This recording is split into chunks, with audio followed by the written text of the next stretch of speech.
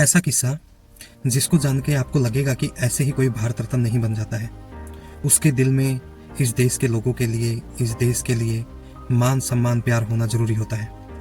बात है 1979 की, जब चौधरी चरण सिंह इस देश के प्रधानमंत्री थे और बहुत सारी कंप्लेंट आ रही थी उनके पास वेस्ट यूपी से कि जो पुलिस है वो किसानों को तंग करती है, घूस लेती है, ट्रैक्टर ट्रॉली पे रोक लगाती है, गन्ना ले जाने नहीं देती है।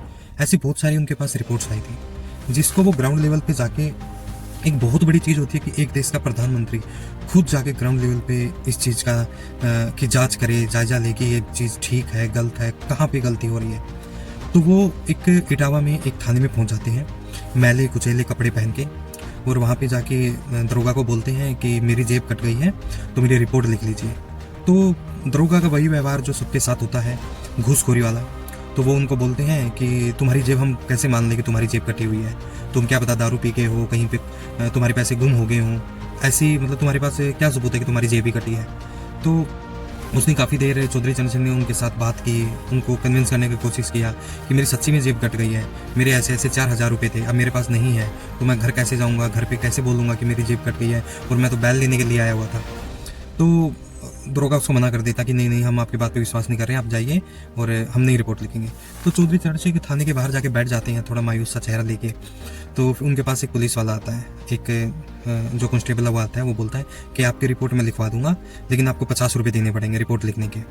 तो काफ़ी देर उनकी बात होते, बार्गेनिंग होते होते 35 रुपये पे बात आ जाती है। तो जब 35 रुपये पे बात आती है तो फिर वो रिपोर्ट लिखने के लिए राजी हो जाता है, ठीक है मैं 35 रुपये दे दूंगा, तुम मेरी रिपोर्ट लिखवा दीजिए।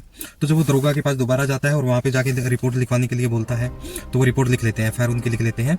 और जब वो साइन करने के लिए उनसे पूछते हैं कि तुम मतलब पेन तुम साइन करोगे या अंगूठा लगाओगे, क्योंकि उस टाइम बहुत पढ़े लिखे लोग होते नहीं थे और किसान तो वैसे ही नहीं होता था, तो वो बोलते हैं कि आप मुझे पैड दीजिए और एक पेन भी दीजिए।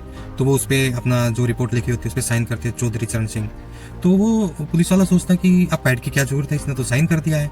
तो फिर वो अपनी पॉकेट से जो उसकी सील होती है प्रधानमंत्री की, भारत प्रधानमंत्री, तो वो निकालते हैं और उसमें जो पैड होता है, जो इंक होती है, उस पर लगा के उस पर जब मारते हैं तो वो चौंक जाते हैं, ये देख के ये तो चौधरी चरण सिंह है, भारत के प्रधानमंत्री। तो फिर वो at a time on the spot उस थाने को सस्पेंड कर देते हैं, पूरे थाने को बर्खास्त कर देते हैं। तो इस बात से हमें मतलब इस चीज़ का एक अंदाज़ा हम लगा सकते थे कि ऐसे ही कोई किसान मसीहा, ऐसे ही कोई इंसान इतना बड़ा नहीं बन जाता है, उसके दिल में उसके जो एक उसके कर्म होते हैं उनको देख के ये सब चीज़ें की जाती हैं, दी जाती हैं।